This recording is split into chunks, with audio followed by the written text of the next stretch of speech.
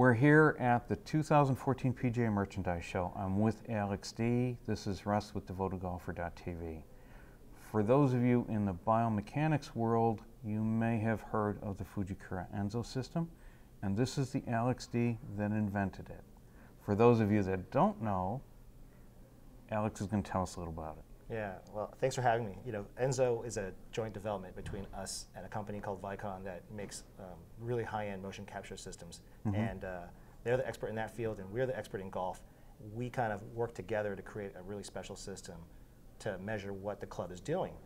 And as a part of that, it seemed that we captured a lot of interest from the biomechanics group because we could actually see how the handle moves and rotates in ways where the biomechanics guys can start validating some of their theories in ways maybe more accurately they could have before. Yeah, now I've been in Dr. Kwan's studio a few times. Do you do the whole body scan thing, or are you just focused on the hands? Well, we're focused on the club. You know, from where we stand as a shaft manufacturer, we want to improve the performance of the club. And we're not necessarily trying to fix your swing. We want to get you in the right product for the swing that you are. Okay. And the system's capable of honestly marking thousands of different locations and measuring what's going on. Right. At this point, our focus is simply what is that club doing during the swing.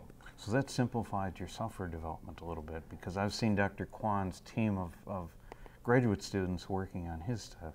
Yeah, simplification's a word that I don't know if I would use, because we are measuring the kitchen sink when it comes to what the club's doing. You know, there's so many things to look at, and the data is actually a little bit blinding. We're trying to dig through that to find things that are important to us right now in terms of what data is important to the development of the best golf shaft. So when you say the data is a little blinding, what's your frame rate? We're running this. Our system can run to 2,000 frames a second. We're going to actually window that down to 722 frames a second, and really to get a really great resolution going into impact for a really fast-moving club head.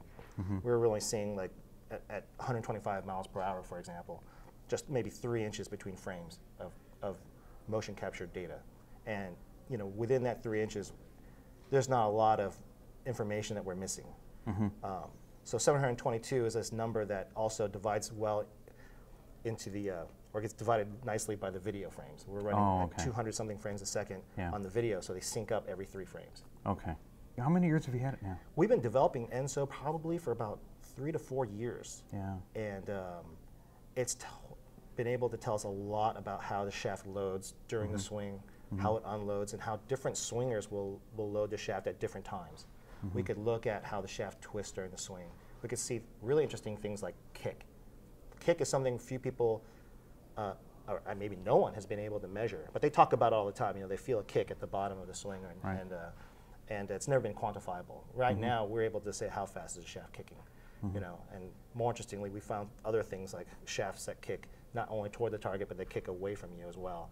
So this is what we call a bounce kick, and that has a lot of influence, we believe, on the spin or the ability to hit center face consistently.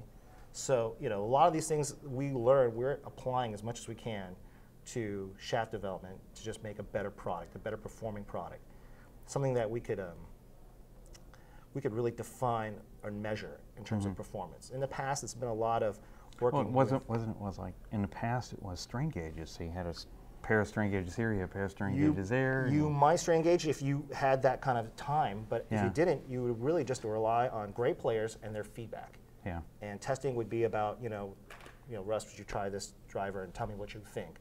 Sometimes that feedback is great. The player has a great feel for what's happening and changes we make to that shaft, and they could communicate it back.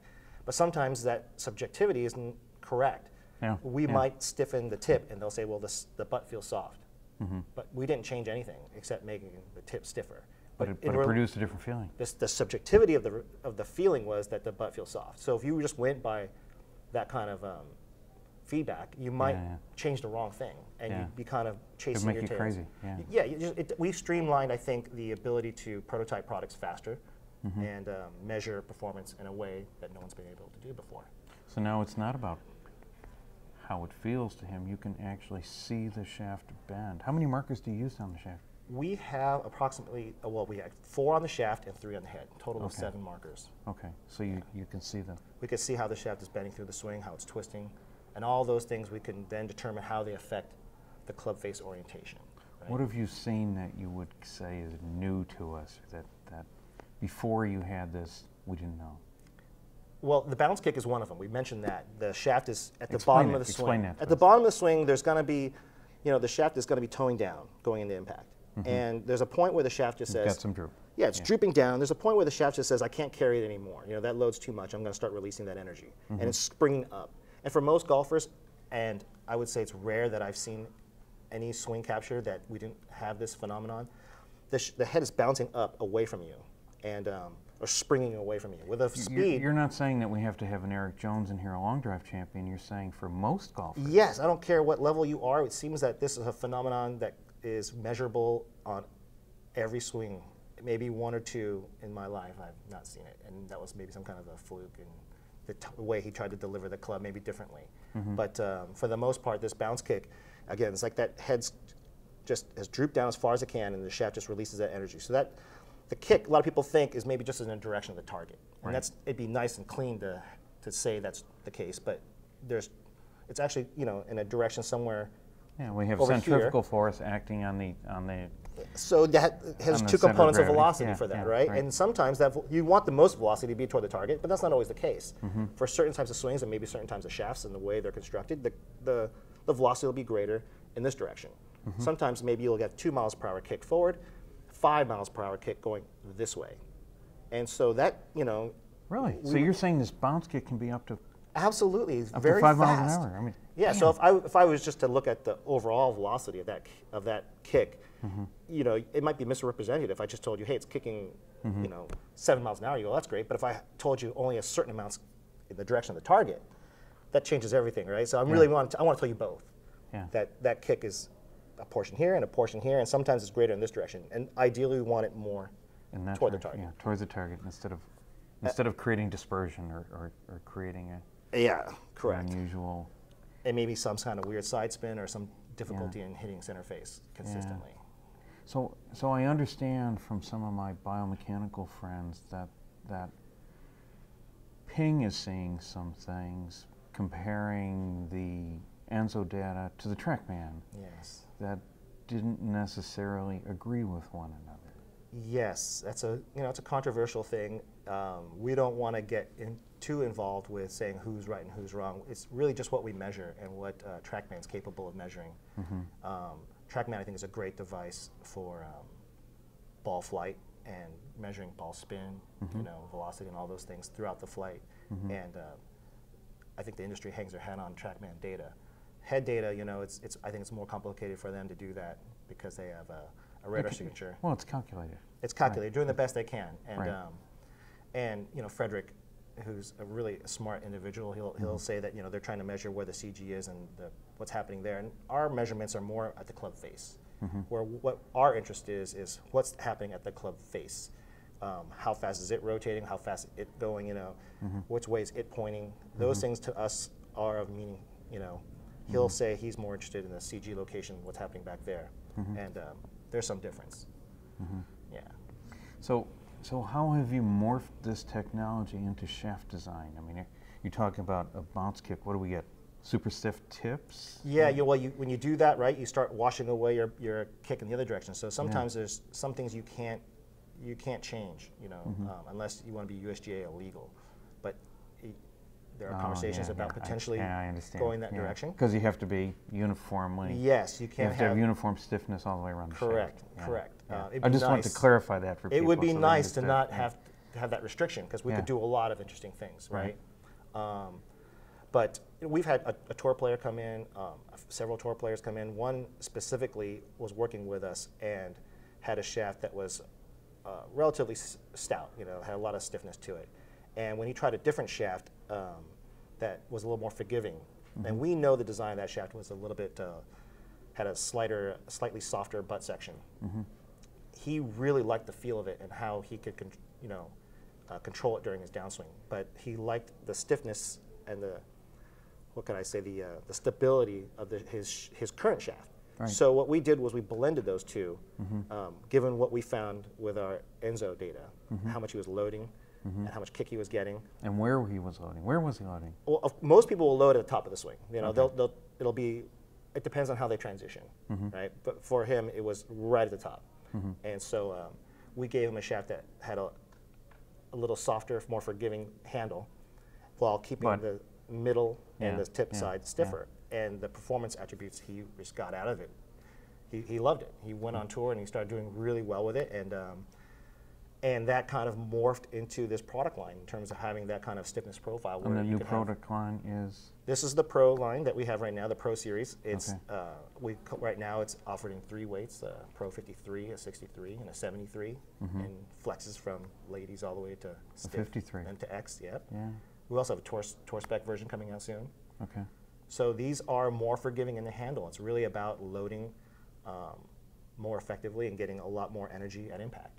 So if we're looking for a golfer that has a hard transition, and that might be a high tempo that's causing them to jerk at the top as they try to change directions, you're saying a softer putt? Well, you know, I'm saying that if someone has really a really harsh transition at the top, I would sometimes think a stiffer tip works. A stiffer handle will be more what they need to kind of. That's the traditional thinking, right? But you know, if in the case where you are not loading enough, you need something that can help you bring energy to the shaft. And so you're saying if somebody has a smooth transition, but when they begin that smooth transition, they really load it up. Correct. If some people have at the top of the swing, we've seen loading on a shaft that's, let's say, very stiff. It's just they're not loading it enough. It's too stiff for the way they load that shaft, or for how they swing. So if your transition is very, like, I would say this, most people at the top, you might just rotate your wrist starting immediately, you know, and you're bending that shaft. It's changing direction dramatically. In that case, I would say you need a stiffer handle at the top, because you're going to see some bending immediately. And if it's too soft, that bending is too great, and you're starting to say it feels soft, it's getting away from you, you can't control it. Right. In the case where some people have created dispersion already. Correct. And there's some transitions that are really smooth. They're going to come sometimes just take the shaft, and as they change direction, they're going to move it axially. You know, they're not, as they start the swing, it's an axial move where they're just moving the shaft sideways. Like, does that make sense what I'm trying to do? Yeah. It's kind of might look strange on his camera, but you know, they're kind of, it's a really smooth transition. Right. And for those guys, they're not loading it enough. So we're trying to give them that loading right now. I call that swing the drop and drag swing. You know, they drop, and then they drag the butt to the ground. Yeah. We're trying to give them that kind of additional loading through this type of design. Now, the other thing that you've done is bring back the speeder. Correct. Yeah, it's, you know, the speeder is an iconic shaft for us, and it launched Fujikura as a brand in the United States, and it was so successful on tour. I still have speeders hanging on the wall in the shop. We hear that all the time. You know, it says a lot about the brand, and over the, I think, 12 years or more that it's been in existence, we haven't messed with it. You know, it's been that good, but technologies have come along where the materials have allowed us to do new things with speeder and make it a better performing product than what we had before. And that's really why we were able to finally do that after so many years. So there's some new nano alloy materials in there. Tell me about that. I mean, I hear a lot about materials. I mean, that's probably going to be the buzz this year, isn't it? Is new materials. Well, you know, materials is... But not even this year. I mean, it started within the last 2 or 3 We or 4 always years. have advanced materials in our shafts, you know, and they provide a different feel. They provide some different performance attributes. In speeder product, it's always been about something called triax. Right. And I remember triax. Is a, you know, it's a fabric that's woven in 3 directions, and there's only a few machines in the world that can do this. It's very expensive, but the feel attributes that you get from this kind of unique material it's a very solid feeling product, and it really gives you that rebound, you know, effect going into impact, that solid feel and that kind of kick right to impact. And that is staying. That's still in this product. In the speeder. That's in the speeder. We've changed the location of where it's at, so it's got more of an impact in terms of how it feels and how it performs. It's more toward the core now than before. Okay.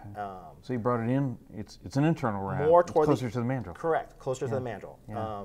There's also some higher stiffness materials that we've never used before, because usually when you use these higher stiffness materials, you sacrifice strength. They become really brittle, and it kind of restricts how much of that you can use. I get it. But so you lose elasticity in the material. Yeah, they want to break really quickly, and they become very brittle. But the recent advancements that in resin formulations have now countered some of that brittleness. So this nano-alloy resin from our main supplier, which is Toray, we're able now to put those together and make a lighter, stronger, stiffer shaft than before. Lighter, stronger, stiffer. That's, I mean, isn't that where it's at right now? That's Lighter, what we're trying to do. stiffer? I mean, the old Speeder was actually really stout, you know, because it was stiff. Heavy. It was heavy, It was heavy. We were trying to get it stiff, and to do that, the weight was one of the penalties. Now we're able to drop some of that weight, still keep it in that weight range, but we're able to do that with less material, you know, so less weight. Yeah, and so I remember the 553? Yeah. I've got a few of those lying around.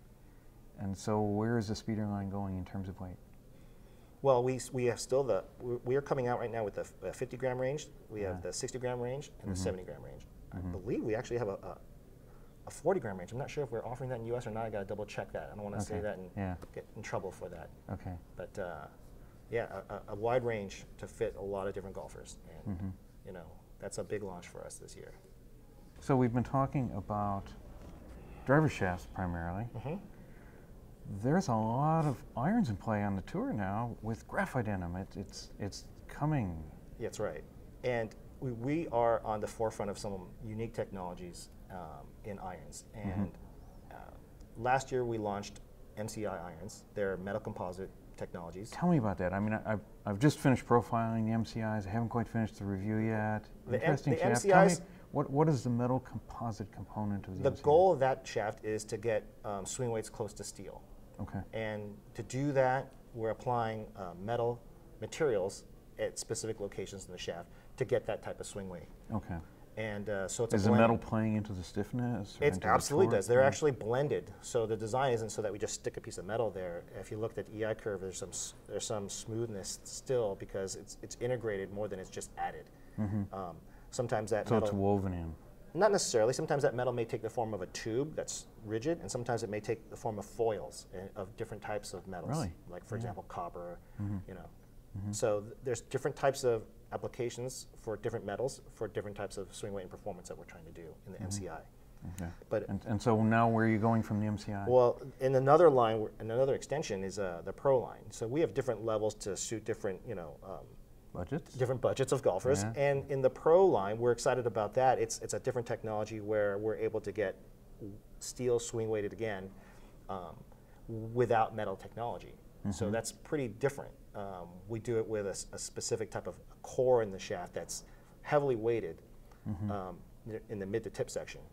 But it doesn't affect, we're able to do that without making the shaft too rigid and stiff. I think if you looked at heavy irons in the past that were trying to be heavy in swing weight, the walls were just really thick, and they played like, you know, broomsticks. Yeah, just like broomsticks, exactly, like rebar.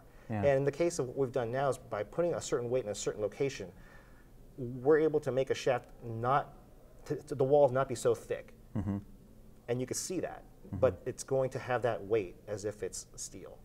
So it's a pretty cool technology that we're very excited about. How does the steel player transition to the feel of these new materials?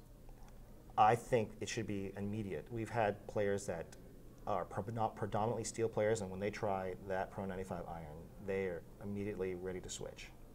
I think that you get that smoothness of graphite, but right now the weight and the performance of it is so similar to that steel that they're in love with. They're ready, but they can part with it in a heartbeat. Just to get that lighter weight and still get that performance and that feedback that they can't with steel. Yeah. So the amateur, you know, there's a skilled amateur tends not to play carbon fiber because he's just been playing steel and he's seen steel on tour. Yeah, we hope we could change that. How long do you think that? I mean, we've had extensive carbon fiber on tour now for what, 2-3 years? Yeah, you know, it's just a matter of breaking tradition. And that's difficult in golf. It is difficult. It's also, you know, some people are used to that and a certain weight, but you're seeing steel manufacturers trying to come down in weight, and I think people are adapting to that. Exactly. Yeah. And so graphite is right there, ready to be a part of that. What kind of weight range is he offering? Well, we'll be coming out with a 95 gram and a 75 gram in this Pro series. Really? Yeah, so a Pro 75i and a Pro 95i. Is it going to go any heavier than that or not? At this point, no. Okay. Well, Alex, thanks for coming by. Thanks, Russ. Appreciate it. Alex D. Do I put Enzo after your name? Alex D. Enzo, Fujikura. Thank you. All right, you're welcome.